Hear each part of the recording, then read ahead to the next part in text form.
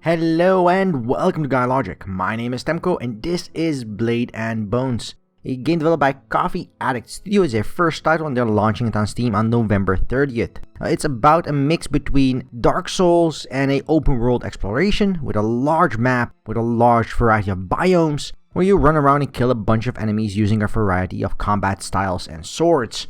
So before we dive into gameplay proper, let's go ahead and dive into the options and see what that is all about. As always, you can skip straight on ahead to the gameplay segment. Options wise, you have some audio options with general, ambient, voice effect and music volumes. Overall, no complaints here at all. This is good. Might have been nice to have a mute button. Might also be nice to have a way to disable the game from playing audio if you're all tabbed, which is something I often am when playing these games, and stuff like that. But overall, no real complaints. The audio in the game settings is overall really good. The audio in-game is a bit of a mixed bag, and I'll get into that in a little bit. If we go to video settings, we have a bunch of settings here. We have full screen and windowed mode. Sadly, no full screen windowed mode. And we have a bunch of resolution options. I'm unable to test whether or not the game supports 21:9, so do check out other reviews regarding that. The game has some different ways of limiting FPS, and I've put it on no limit, but there are some things you might want to keep in mind, and I'll get into those in a bit regarding the game's performance because it is not stellar. The game has a bunch of presets for texture, shadow, AA, doesn't say what kind, as well as distance. I'm assuming this is render distance because, again, it doesn't explain anything. And then resolution scale, which, again, it doesn't explain anything. We have VSync and brightness as well. A pretty bare bones options menu. I would have liked to have way more options, especially in a game that touts a open world. Having a variety of options for different things such as water, reflections, all the way up to different types of AA would always have been a better solution. Sadly, this is it. And as you can see, the menu clips in the bottom as well, which is a frequent occurrence with this game. It is really not that polished. If we head to gameplay, you'll see we can change some language. Cam assist, which is the cam assistance way the camera moves. And you can hide the UI,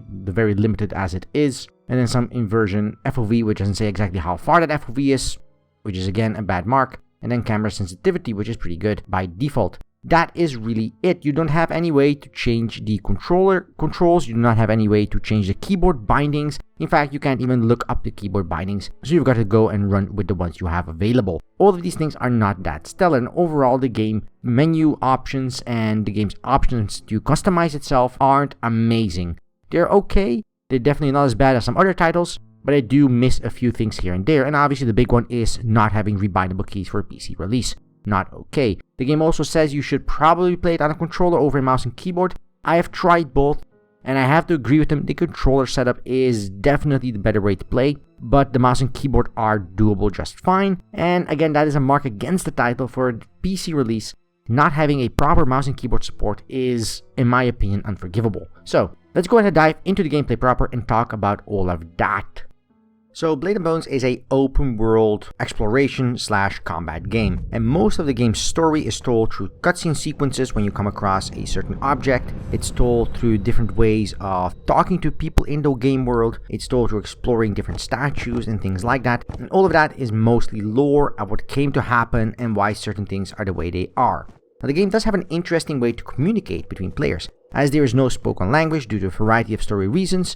The people of this world don't actually have a voice, and you communicate by using these sigils. You can see them in the top right of the screen. The current one is specific, and you have 4 different sigils that denote a certain thing. You can ask a question, you can be aggressive, you can ask for a duel, or you can just be passive and just wait whatever they throw at you. And these different sigils do have a purpose in the game world. And though sadly that is never explained, and that is a fundamental issue with the game overall. Because while the communication system is interesting, it took me a good 2 or 3 hours to figure out what could happen in different situations. And by that point, I made so many mistakes using the sigil system that I might as well have restarted the game all over. And that, I feel, is not okay. The game could have explained that better in a variety of ways without spoiling certain options in the game. And when I say there's a fundamental issue with the game not explaining itself, it boils down to everything from the way durability works on weapons, from the way relics work, from the way the different combat styles work and how you could unlock them, from the way the world works and the way exploration works, save points. Nothing is really explained, and the tutorial only really tells you how to use your heavy and light attacks, which we can figure out using the left mouse button and the right mouse button, and it tells you how to lock on targets, which is fine and interesting of itself, but those are not the complex or more unique things of this game, and sadly the game doesn't explain those in any regard at all. and you'll spend a lot of trial and error trying to figure them out. The same really goes for bosses and battles, which is more a little bit in the Dark Souls style, where you get thrown in and you sort of have to figure out what a boss might do or might not do, and then by trial and error you'll get better at figuring out the cues of the boss, and then you'll defeat him eventually. The difference between this and Dark Souls is obviously that you can restart real fast, and Dark Souls doesn't have a permanent death penalty in any way. Yes, you might lose some stuff, but that's really it. Here in this case though, you have 7 souls, and once you lose these essences, the game over. You can find some new essences in the game world, but if you're fighting several bosses and trying to figure out how they operate and what they do, then in most of those situations you are boned because you die 2, 3 or 4 times to figure out the boss, and then by that point you've lost half your souls. Now 2 or 3 bosses later, you're dead and die and the game is over. So expect to be restarting the game several times over. On to the actual gameplay style.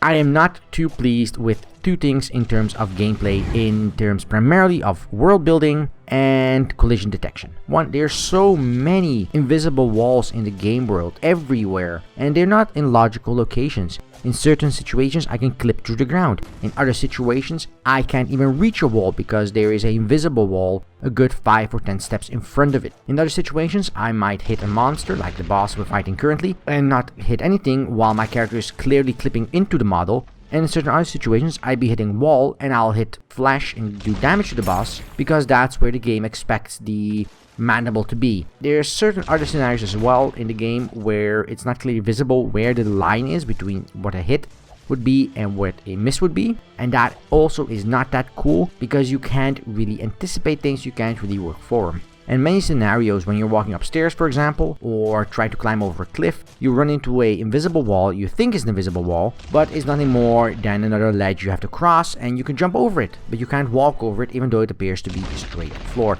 Really frustrating, and the entire game world is brought down by us. And this brings me into the next part I want to talk about, is its visual fidelity. Because the game world is pretty cool in terms of how it was designed and how the various different biomes work together and how you can cross between them. And the aesthetic they have decided for this game is also quite interesting. But the problem is that everything looks like it was designed for 1999. It is so bloody outdated. The visuals, the animations, the various graphical textures, the way effects are done, and the way things look just looks ugly, even on epic settings. And the game performs very poorly on top of it.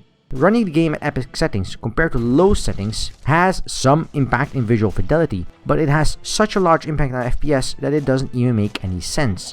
Between high and epic, there is no visual difference I could discern with my eye overall. There are some differences in effects, but texture-wise and game loading-wise, there's no differences I could detect, while the game FPS dropped from 150 plus down to 30 to 40 in certain scenarios. And that is just not okay, especially not considering the game looks like this in any scenario and situation. This game should be running at 5000 FPS, even on epic. Instead, it barely hits 60. So from a visual side of things, the game isn't that great. And that does diminish the impact of the game world, which is designed quite well. The game world and the lore of the world are really cohesive and really well put together. And you can find tidbits of information and tidbits of lore and these relics and different ways to learn about the world throughout the game world. And you can move throughout the world in a way you would like. There is no limiting saying, oh, you can only go to this area after you defeat 2 or 3 bosses. No, every region is open to you and you can go after whichever boss you feel you want to go after. This boss, which we just killed, is in reality the 6th boss because he carries the 6th sword. But we also have bosses number 4 and number 7 as well. And we have some other ways of dealing with these bosses except combat. So there is a variety of different ways the game tries to introduce mechanics. You can talk to people. You can unlock different combat styles for your sword by fighting certain statues that come to life, and if you defeat them, you unlock that sword style they are using during the fight.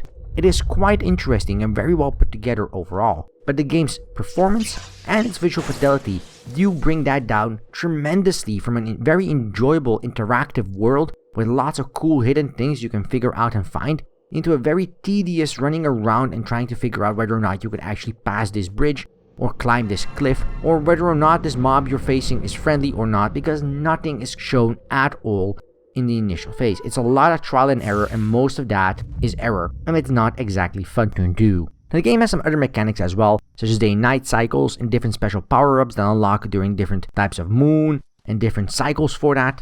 But all of that is also quite buggy. And that is a second issue I have with the game. Even if you can overlook the graphical fidelity for the enjoyment of the game world and the way the game is built, even if you can get over the issues with collision detection, there are so many bugs in the game that frustrate me to no end.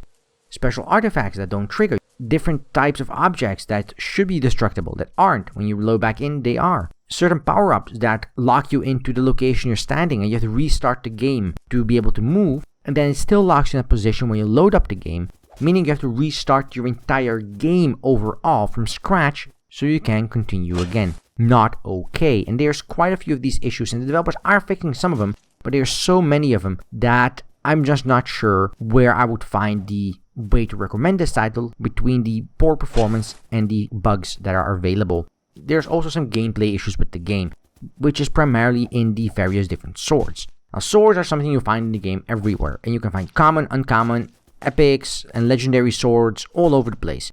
The different legendary swords have a name, and the different common swords also have a name and a type, and you can use these swords until their durability runs out. The problem is that some of these legendary swords, which are not that much stronger, I've noticed, than the regular swords you get from your average grunt in the game world, run out of durability so fast you can barely finish one fight with them. And that is not okay, because that means that you'll be fighting a boss, you'll be spending 2, 3, 4, 5 tries on killing a boss, end up getting a sword, and then not being able to use that sword because it will run out of durability. Now, developers have said they're going to patch in a way to repair weapons, but that's not currently in, so I'm not sure when that will be available, but that might mitigate some of the issues I have with the durability of the weapons.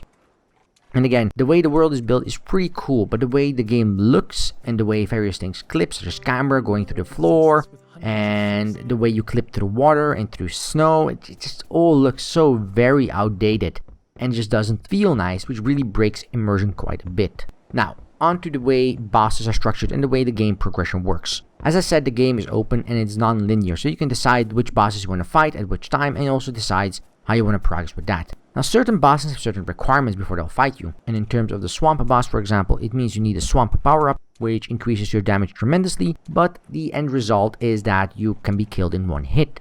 There's no other way to enter the swamp boss's domain without doing that. And there is cool tidbits around how you could do it and why that is the case, and all of that is pretty cool, but the baseline is that you do need that. And different bosses have different requirements for them. Some are fairly simple, just be in the right spot at the right time, or perform a certain action before you can fight them. Others are a little bit more complex than that. Based on this, you can unlock these various swords, and roaming through the world, you can also unlock various artifacts, which allows you to unlock different things.